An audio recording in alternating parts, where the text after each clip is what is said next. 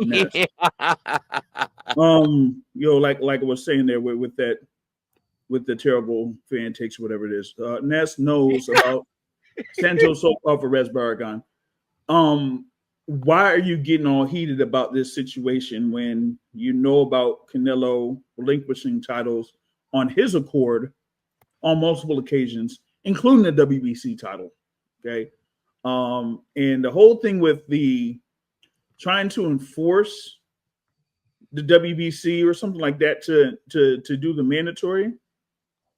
That's not if I'm not mistaken, is that really up to the WBC?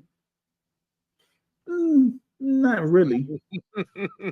So if they really wanted to enforce that situation, they would have in reference to Benavidez and Canelo. But there's a reason that there never was a mandatory order in that sense. Compare that to the International Boxing Federation. As I say, the IBF be IBFing.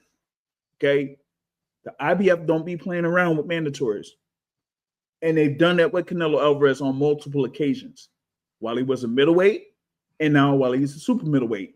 Yes, it did work out to the point where, okay, it circles back and he's fighting William Skull to potentially be undisputed again. But still, the IBF at least adheres to their rules. But they do that because they're mandatories. Once they call for it, then they order it. Now with the WBC, if their mandatories don't call for it, then what can you do? That's my thing. Yep.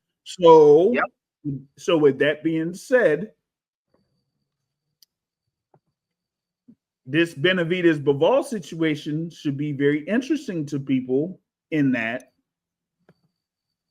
if the mandatory was called in this sense, but it wasn't called in reference to Canelo, then what does that tell you? Interesting, isn't it? Very interesting, isn't it? So that was from last week. And now you see what happens here when the purse bid doesn't even take place. And, I pose the question again. How come they went for it for Bivol, but not for Canelo?